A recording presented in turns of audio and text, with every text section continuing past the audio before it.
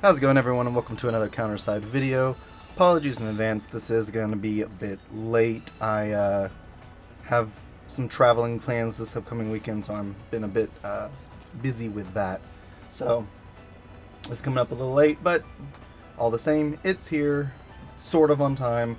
It's our March of 8 patch notes. So we'll go over this, kind of already know what's in here, but we'll talk about it a little bit, and yeah. So 8th of March, patch notes. Again, they show you what you get for the maintenance now, which I'm pretty sure they didn't do before. Same thing every time though. So Substream Carnival is added. Can you guess who this is about? Any guesses? So we have the missions, which will give us some story for the Elysium Philharmonic. I would have to guess you need to have all of the what event is it? The Horizon Finance events. So you need to have both of those done. The second one specifically because of Shinnai being a part of it. So if you have not done those yet, burn through them real quick. Those are the only ones I can say that you will probably need definitively. You might need to finish Story Chapter 8. I'm not sure. We'll see when that goes live. That's really something they should put in the patch notes with new substreams, is the things you need to have cleared to do it. But oh well, maybe they'll give enough feedback and they'll start doing that hopefully. But this is a triple drop bonus, like how the current event, the Nanahara event, is going on. So perfect time to farm the shop. Speaking of which, it does have 5 fusion cores, some admin rifleman data, so that's pretty nice as far as unit data goes. The rest of the shop, kind of meh. 50 tuning binaries, pretty cool, but not much more to talk about there. There will be a, it doesn't ever say this anywhere, but there should be a, if I had to guess, a new background for your lobby in the credit shop once you clear the story of the event. So on a hot time event, on time gifts, 10k credits, 100 Gauntlet points, simulation ticket. Hot time buffs, salary negotiation, 20% discount, Gauntlet points, 20% increase. So nice time to get those. A new awakened employee, Maestra Nakishia. She's got a wonderful design. And yeah, if we want to talk about Miss Nakishia, if you look over on Pridewind, she is a S in PvP and A overall in PvE, if you know, generalize it. She's really good in raids though, great character for raids, good in guild co-op and story as well. And then the rest of the PvE content she does good at. I mean, she does okay at, good at A. She has an A, so.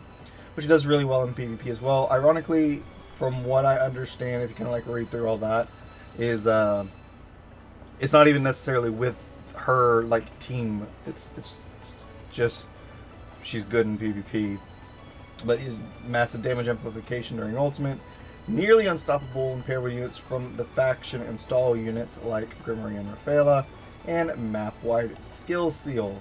It's pretty nice.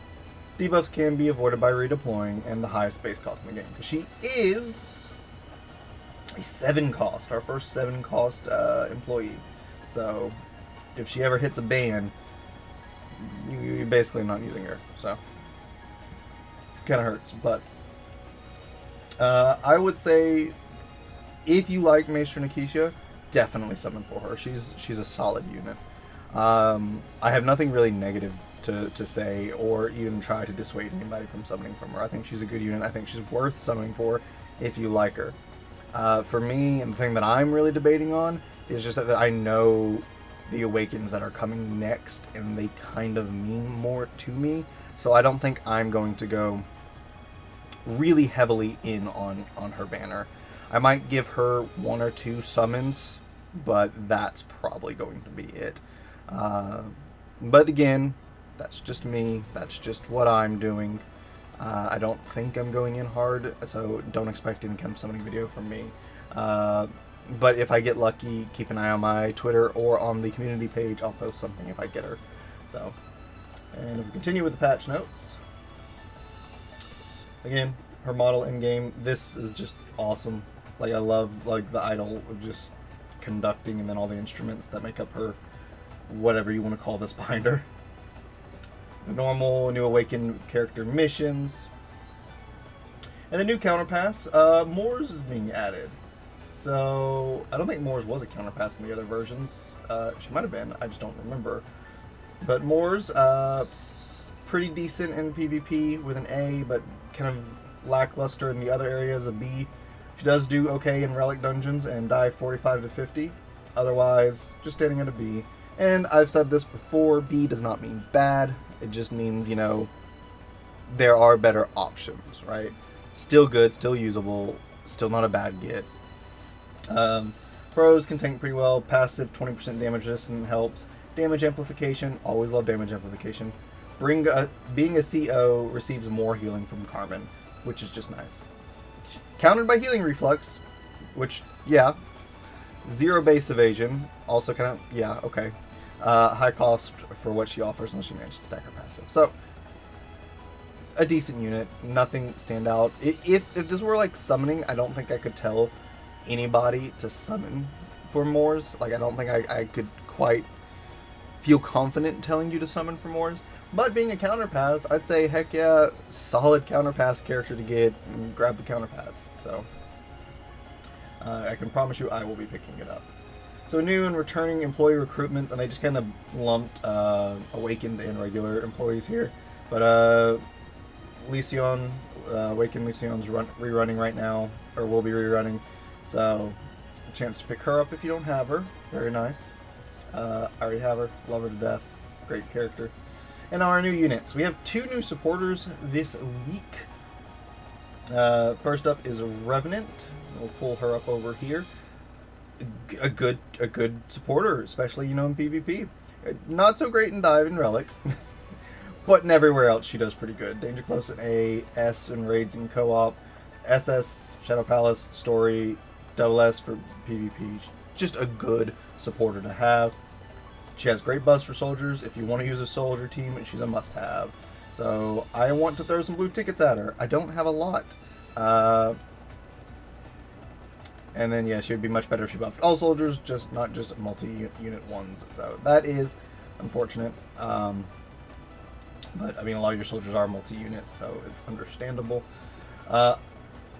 Though, unfortunately, like I said, I want to throw blue tickets at her. I don't have a lot, and the reason I'm probably not is because of this next one. Carmen. Carmen is just all around a really good supporter. She's triple S for global in PvP and only double S for C. I don't know why we have her at triple, but okay.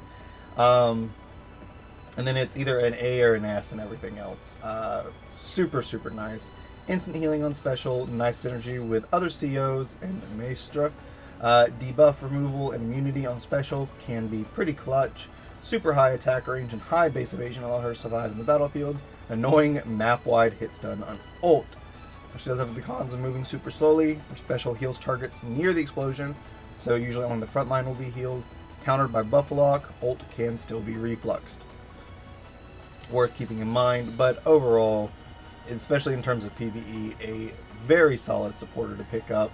And, you know, healing is sort of rare in this game, like just actual healing. So, pretty nice to pick up. Excellent waifu on top of that.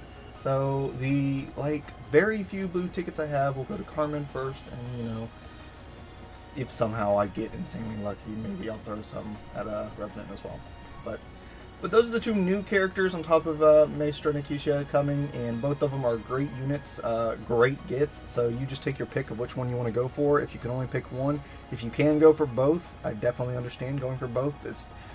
It's always good to have supporters, especially good supporters. So, and then Sheena is rerunning as well, which not too surprising. What with Elysium Philharmonic, you know, getting its other 2 big units added. So, most people already have her, I'm sure now. Whether they summoned for her back then, or they got her from a ticket, or, you know, random spook and summoning. So, but She is rerunning if people want her. I would not recommend summoning for her, unfortunately.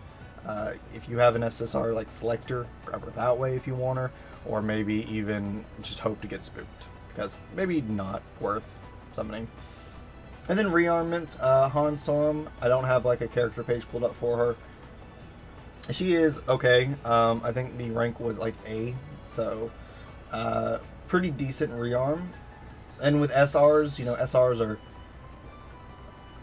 not as difficult to rearm in the first place, so not a huge investment there to do that. So, you know, rearm her when you're able. It does buffer. She does become better. It is, you know, like most rearms, pretty good. So, especially the SR rearms. Anything under SR rearms, you know, throw a little questionability at. Now, here's the big one. I don't know why they have the little chibi rearm Han Sorum here. Casey, this is a new rearm, not just for us, but like for KR and pretty much every version. So there's no pre-established page or post or anything like that on Pride One for me to reference.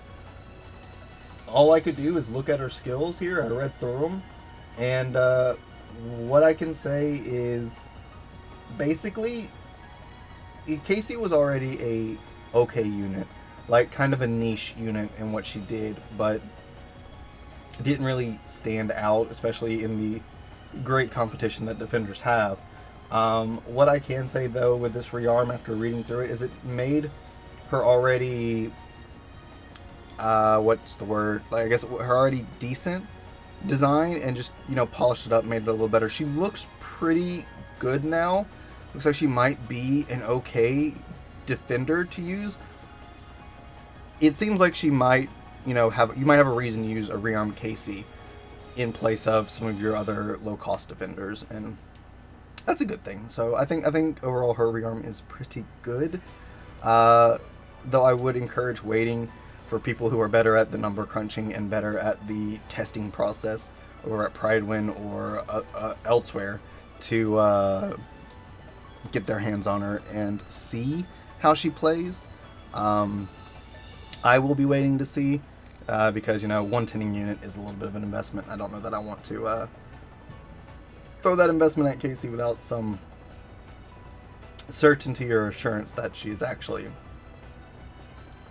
as good as I think she's become with this rearm. I think she's a pretty good unit now, like not top of the tier list kind of thing, not triple S, double S, but I mean, she might have made it up to SA, somewhere in there. So I think it's a good rearm, but how good, well, remains to be seen. The Alt Squad challenge stage is here, so you can farm their EEs.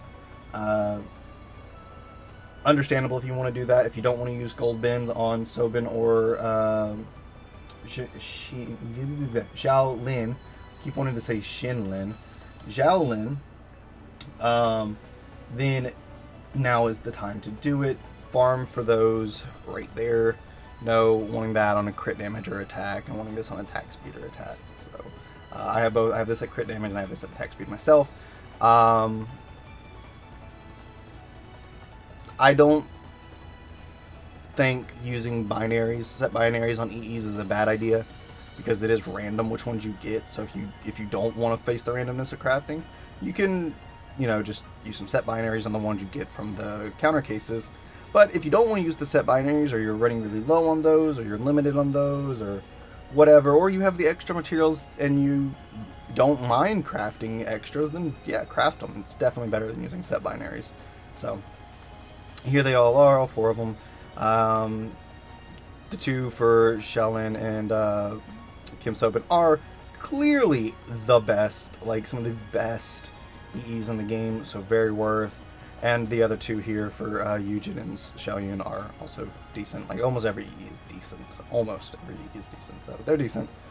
So if you get a good set roll on those while you're trying to get those two, it's a win. So.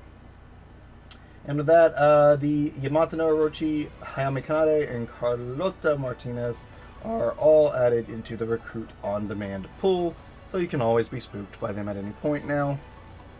A Springtime Melody event mission. Basically, just do stuff that you already do, and you can get some gold set binaries and some other nice things in the missions themselves.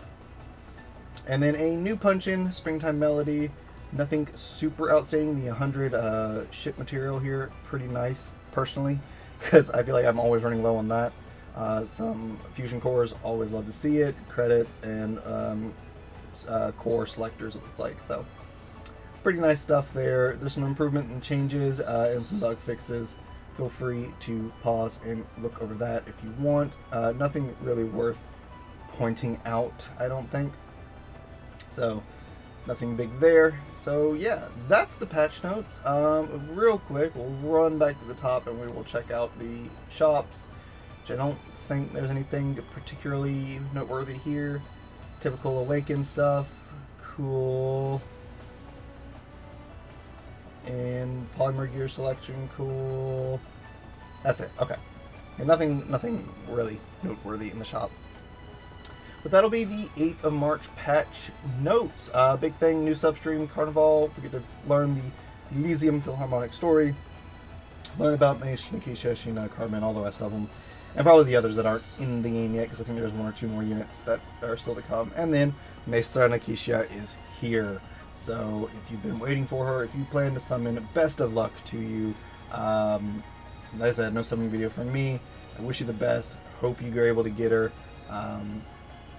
I love her design. I have loved her design. Like it's going to take a lot of willpower for me to not summon for her, which translates as I'm probably going to make poor decisions, but I'm going to try my best not to. So, wishing everyone the best, and yeah, so we will see everybody in the next one. Hopefully it will be, on time. But thanks again, everybody.